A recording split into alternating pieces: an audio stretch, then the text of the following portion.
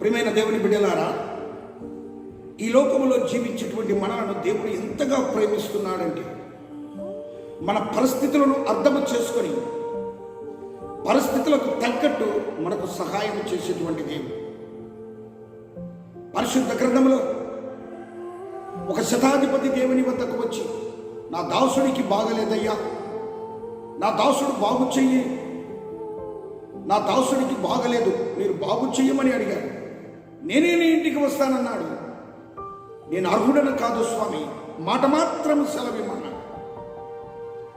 స్వామి వెంటనే ఆయన విశ్వాసమును చూసి, ఆయన పరిస్థితిని అర్థము చేసుకొని, ఆయన బాధను అర్థము చేసుకొని, నీవు అడిగిన ప్రకారము నీకు కలుగునుగాక, నీ దాసుడు బాగువునుగాక అన్నాడు. వెంటనే ఆయన స్వస్థత పొందాడు. ఇప్పుడు దేవుని బిడ్డలారా, మనలను అర్థము చేసుకొని, మన పరిస్థితులను అర్థము చేసుకొని, మన బాధలను అర్థము చేసుకొని, జక్కయ్యలాగా కొన్ని సమయంలో మన ఇంటికి వస్తాడు.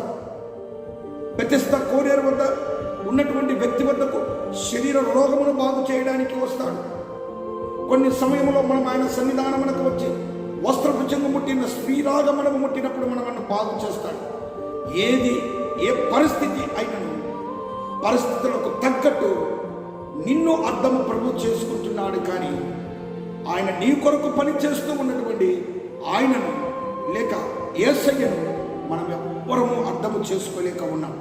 మనల్ని కాపాడుతూ, రక్షిస్తూ, ప్రేమిస్తూ, ఆదరించినటువంటి దేవుని అర్థము చేసుకోలేక నిజంగా ఇంకా లోకంలోనే ఉంటూ, లోక పరిస్థితులలోనే మనము మునిగి తేలుతూ నిజమైన దేవుని ప్రేమకు దూరముగా జీవిస్తూ ఉన్నాము.